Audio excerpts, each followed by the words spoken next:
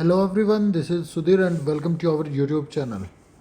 Today we discuss next topic है communist party. हम जो पार्टी हैं उनके बारे में डिस्कस कर रहे हैं। अब हमारा टॉपिक स्टार्ट होता है कम्युनिस्ट पार्टी में। जो कम्युनिस्ट जो पार्टी है, जो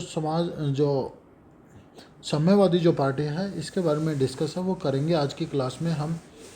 ये जो इंस्पायर्ड हुए थे, यहाँ से जो लोग हैं वो इंस्पायर्ड हुए थे कहाँ से? रशियन रिवॉल्यूशन से। जो 1917 में 1917 के अंदर जो रूस की जो क्रांति हुई थी, उससे काफ़ी ज़्यादा जो लोग हैं वो प्रभावित हुए थे और भारत के अंदर धीरे धीरे जो ग्रुप्स हैं वो इमर्ज होना स्टार्ट हो गए थे। कौन से? कम्युनिस्ट जो ग्रुप्स हैं इंडिया के अंदर वो इमर्ज होना स्टार्ट हो गए थे भारत के अंदर, ठीक है ना।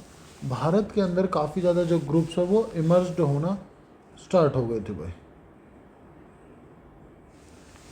समझ आई बात? कि यहाँ पे जो एक चीज़ जो बताई गई है वो ये बताई गई है कि काफ़ी ज़्यादा जो लोग हैं वो प्रभावित होकर उन्होंने अपना जो ग्रुप्स है वो बना लिया। किससे? 1917 की रिवॉल्यूशन से। 1917 में जो रशियन रिवॉल्यूशन हुई थी उससे। द ग्रुप्स वांटेड, ये जो ग्रुप्स था ये चाहता था कि जो प्रॉब्लम्स हैं उनको सॉर्ट आउट किया जाए। उसको क्या किया जाए? सॉर्ट आउट किया जाए, सोल्व किया जाए। किसी भी देश की या हमारे देश की जो प्रॉब्लम है उनको सॉर्ट आउट किया जाना चाहिए। किससे? कम्युनिस्ट आइडियोलॉजी से। जो कम्युनिस्ट जो विचारधारा है उससे ये देश की जो प्रॉब्लम है वो सॉर्ट आउट होनी चाहिए। इन 1935 1935 में all this groups work with Congress. 1935 में ये जो ग्रुप है वो कांग्रेस के साथ मिलके काम करने लग गया। इन 19 दिसंबर 1941, ठीक है ना, ये क्या हो गया? अवे फ्रॉम द कांग्रेस, और ये कांग्रेस से अलग हो गया एंड फॉर्म्ड सीपीआई, और इन्होंने कम्युनिस्ट पार्टी है वो बनाई। क्या बनाई? Formed CPI. एक्चुअल में जो सीपीआई वो कब बनी थी? दिसंबर 1925 को। एक्चुअल में जो सीपीआई है वो फॉर्म्ड हुई थी 1925 को हुई थी। अब इसके लीडर्स की बात करूं तो मैं नेम्बू पादरी, पीसी जोशी, अजय घोष, ए.के. गोपालन, ये इसके लीडर्स थे बेटा। अब हम इसकी विचारधारा की बात करते हैं। इनकी जो विचारधारा, जो थॉट्स हैं उनकी बात करते हैं। पहली जो विचारधारा है, दिस पार्टी वॉज इन्फ्लुएंस, ये जो पार्टी थी वो प्रभावित थी किससे? कम्युनिस्ट आइडियोलॉजी से। जो कम्युनिस्ट जो आइडियोलॉजी से काफ़ी ज़्यादा जो प्रभावित थी ये पार्टी।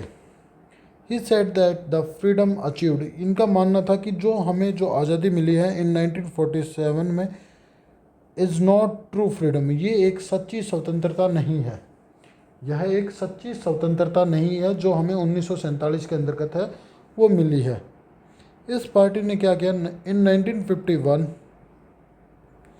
1951 में इस पार्टी ने living the path of violent, हिंसा का रास्ता छोड़ दिया, and contesting the election, contested, जो चुनाव लड़ने का जो मार्ग है वो चुना। हिंसा का जो मार्ग है उसको छोड़ दिया, उसको छोड़ के इन्होंने चुनाव लड़ने का जो रास्ता है वो चुना। Emerge has the second largest party, और ये दूसरी सबसे बड़ी पार्टी के रूप में उभरी थी। And the first general election, पहले जनरल इलेक्शन में ये जो पार्टी है वो दूसरी सबसे बड़ी जो पार्टी है वो उभर के सामने है वो आई थी। तो आपको बताना है कि इस पार्टी को कितनी सीट्स मिली थी। 1951 में कितनी जो सीट्स हैं वो मिली थी इस पार्टी को, ये आप मुझे कमेंट करके बताओगे। इस पार्टी को जो सपोर्ट जो मिलता था, सपोर्ट इन केरला के अंदर सपोर्ट किया जाता था, बिहार में, ठीक है, केरला के अंदर तो इनकी सरकार भी बनी थी, बिहार में, वेस्ट बंगाल में, आंध्र प्रदेश में, यहाँ पे इसको जो है सबसे ज़्यादा जो समर्थन है वो मिलता था। After the war of China 1962 के बाद इस पार्टी में जो डिवीज़न है वो होना स्टार्ट हो गया, और फाइनली जो डिवीज़न हुआ वो हुआ 1964 में। 1964 में इसमें जो डिवीज़न है वो हुआ कब? 1964 में। देखिए, एक तो थी सीपीआई और एक में जुड़ गया सीपीआई-एम, ये दो हो गए। सीपीआई-एम का मतलब होता है, एम का मतलब है मार्कशीट, ठीक है ना। यहाँ पे क्या है, मार्क्सिस्ट, मार्क्सवादी एक तरीके से।